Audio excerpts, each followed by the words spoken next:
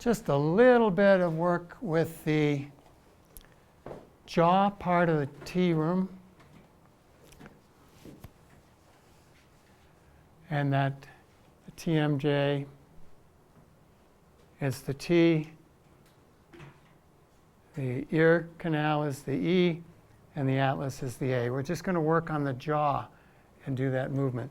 So if you want to focus in a little bit, Deborah, here's your jaw. Hi, everybody. How are you? So when we eat, if this is the upper mouth here, and then the head is on top of this, when we chew and when we talk, we move the lower jaw, okay? When you do jaw exercises, you move the lower jaw. But what happens if I fix that and don't let it move? Then we start talking from our, this is your neck back here, okay? That's where you start talking from, your neck. And you don't talk nearly as well, and your neck would get tired, probably end up with a headache. So that's what we do. So again, open and close your jaw. Now take your fingers on your jaw, and that's where that was your thumb.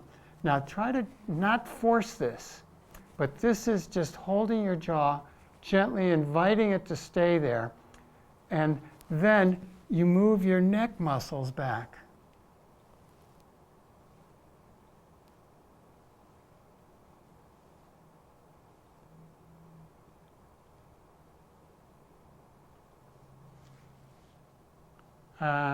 And you could even floss your teeth this way.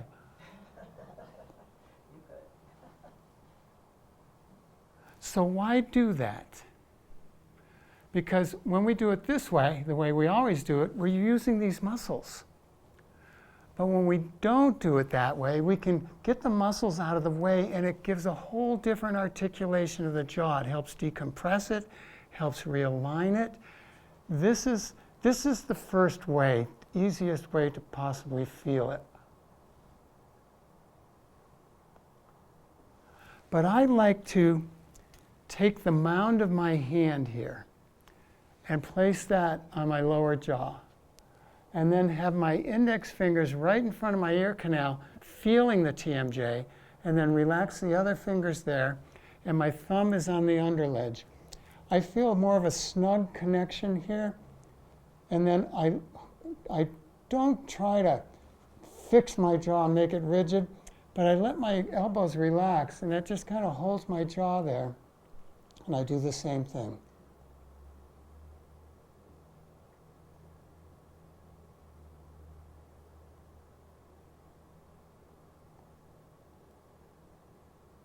If you're a jaw clencher, this is a really nice thing to do as well, daily.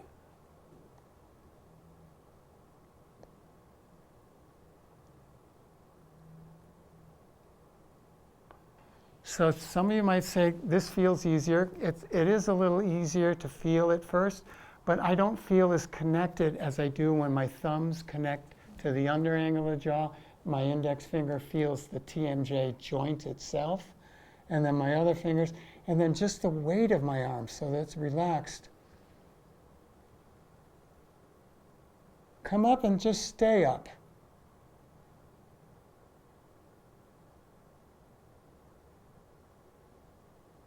And then come back down.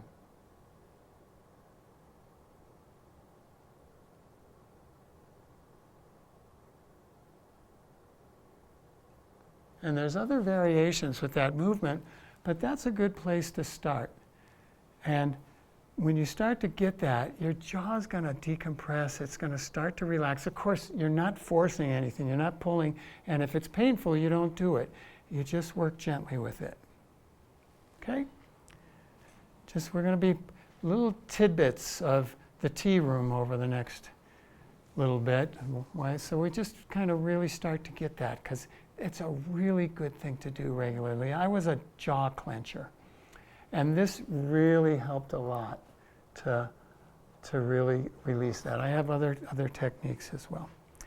Let's take your hands by the sides of your ears and just reaching up. And lift up this pelvis ribs up out of the pelvis, crown of the head growing up.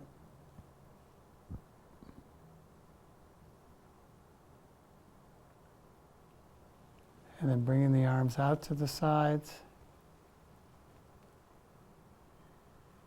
Turn the palms up.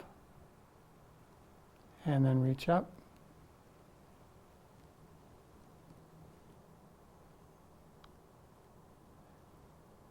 And then back down, right to the ears.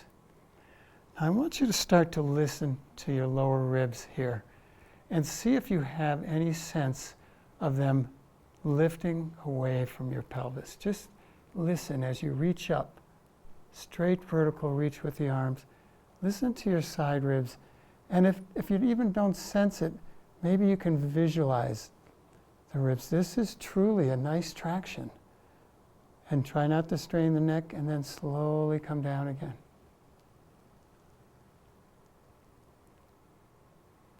And then listen to your lower back and see if there's a little bit more space in the lower back as it lengthens up.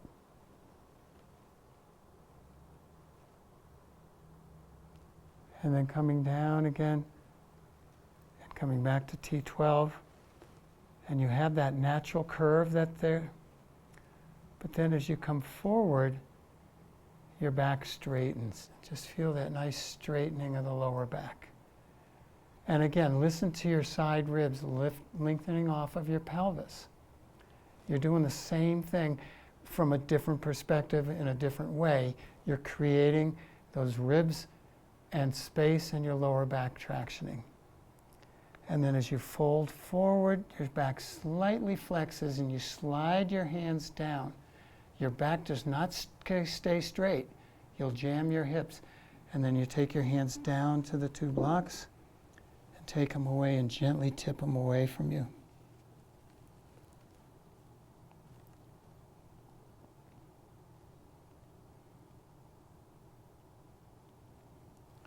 And again, your ribs, though your back is slightly flexed, your side ribs lengthening away, particularly in the back, but also in the front a little bit.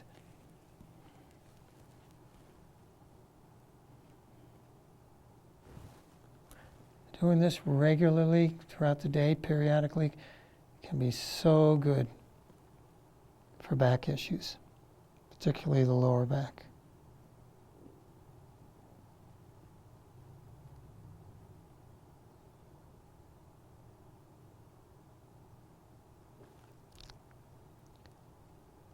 And lower the blocks and bring the blocks back. Coming up.